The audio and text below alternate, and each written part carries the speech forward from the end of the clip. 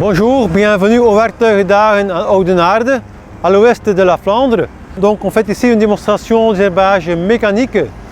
On voit qu'en agriculture biologique, les machineries sont fort développées, les outils deviennent de plus en plus performants et aujourd'hui on peut partager l'expérience de l'agriculture bio avec l'agriculture conventionnelle qui sont en recherche de nouvelles stratégies contre la lutte des mauvaises herbes.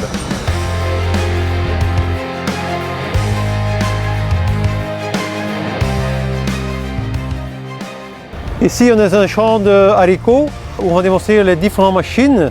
La première machine c'est la herschitterie de Treffler, une herschitterie de précision.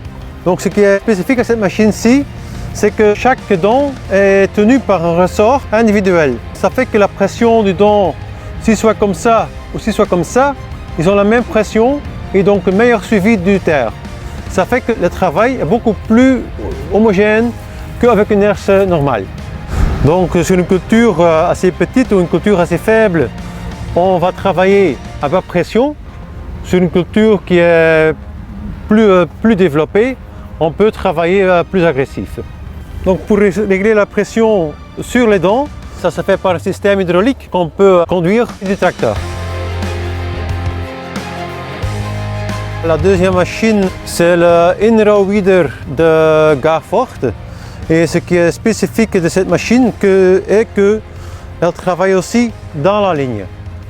Il y a le caméra ici qui est en haut. Il fait deux choses. Il va conduire la machine pour suivre la ligne. Et d'autre part, le caméra voit où sont les plantes, où sont les haricots.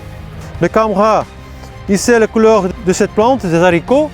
Et quand il reconnaît un haricot, il dit voilà, je dois respecter cette plante et je dois travailler autour de la plante. Voilà, ça c'est l'élément qui travaille dans la ligne. Maintenant on est sur une distance dans la ligne par exemple de 20 cm.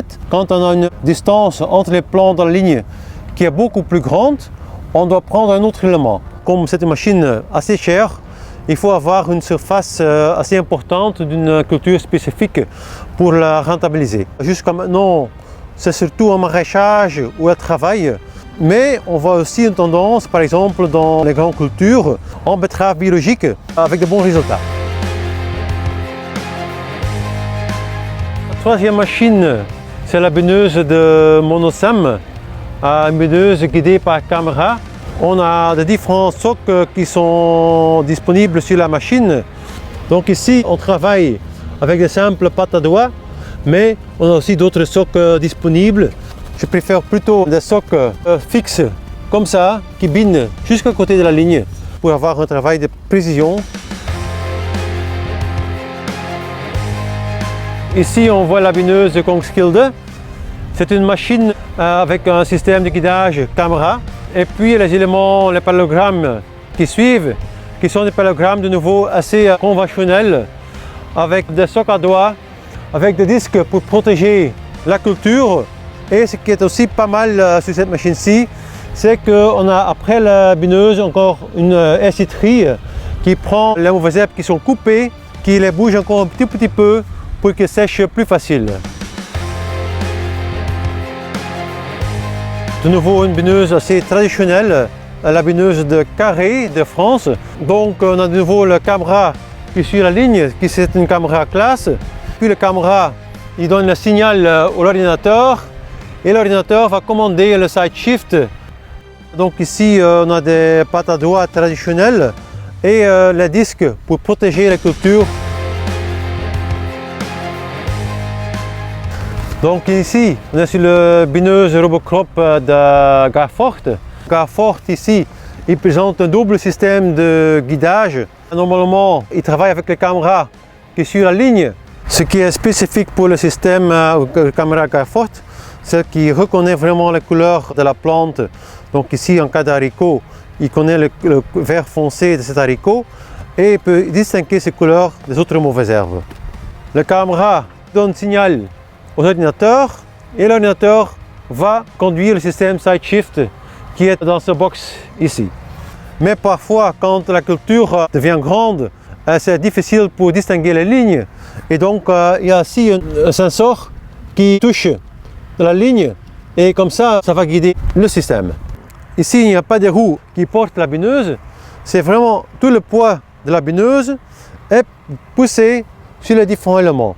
Et ici, avec un piston hydraulique, fait que la pression sur chaque élément est la même.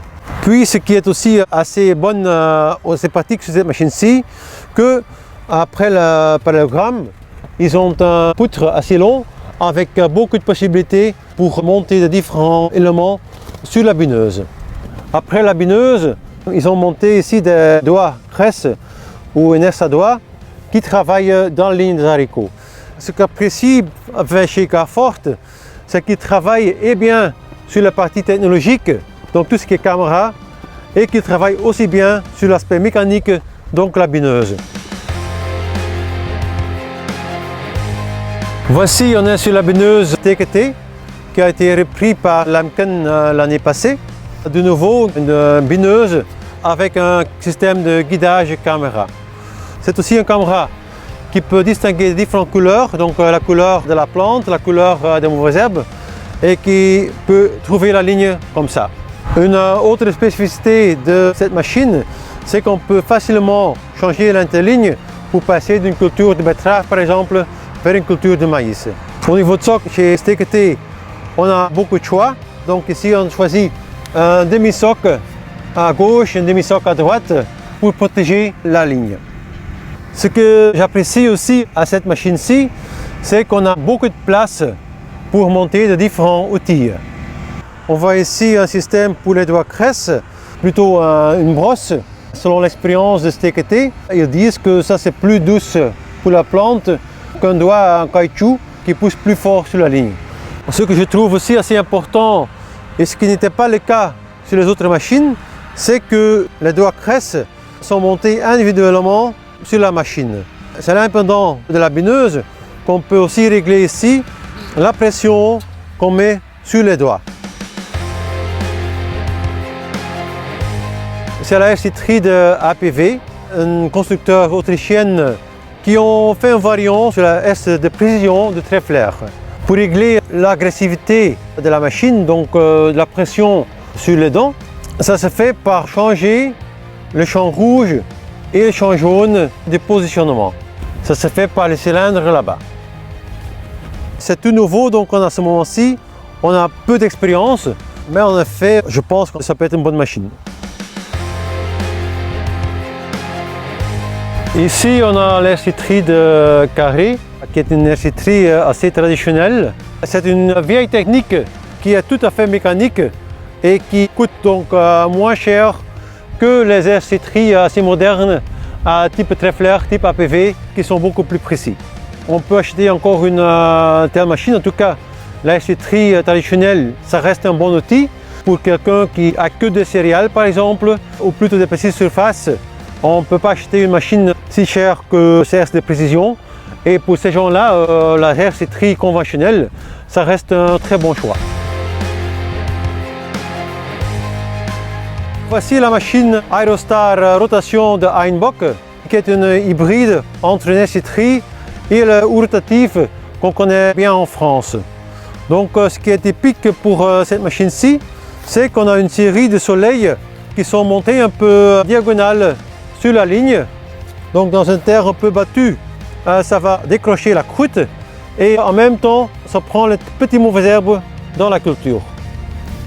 Je pense que c'est une machine qui a sa place sur des fermes qui travaillent en non-labour, où il y a beaucoup de résidus par terre. Comme ça tourne, les résidus passent autour de la machine. Comme conclusion, pendant la démonstration, on a vu quand même une certaine évolution dans le désherbage mécanique. D'abord, au niveau des RC3, on a vu une herse assez classique qui a évolué vers une herse de précision type Treffler, type APV, ce qui fait qu'aujourd'hui, en fait, en désherbage mécanique, l'RC3 c'est de nouveau un outil de base pour le désherbage mécanique. Deuxième chose, c'est que les bineuses, c'est encore toujours la bineuse assez classique, mais qui devient de plus en plus performante avec des systèmes de guidage assez performants.